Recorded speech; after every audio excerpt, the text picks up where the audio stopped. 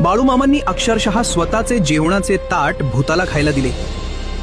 बाळूमामांनी का बरं आपले जेवणाचे ताट भूताला खायला दिले असेल? त्यामागचे कारण काय?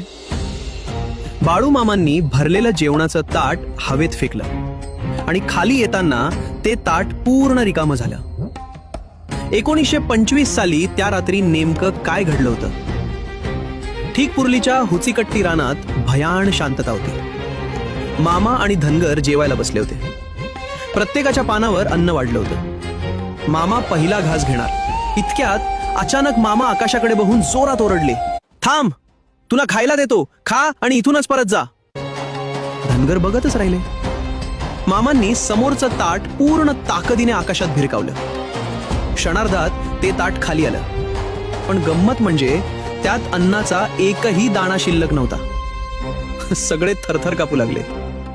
तेव्हा मामा शांतपणे हसले आणि म्हणाले, अरे घाबरू नका, आकाशातून एक मूठमारी म्हणजेच प्राणघातक काळी जादू कोणाचे तरी प्राण घ्यायला चालली होती। तिला मी इथंच खायला घातलं आणि परत पाठवलं। कोणाचे तरी प्राण वाचवण्यासाठी मामांनी स्वतःचं ताट भूताला दिलं। मग त्या रिकाम्या ताटात राख लावून ते स्वच्छ केलं आणि पुन्हा जेवले। असेच बाळूमामांचे चमत्कार पाहण्यासाठी चॅनलला सबस्क्राईब करा आणि कमेंटमध्ये बाळूमामांच्या नावानं चांग भलं नक्की लिहा।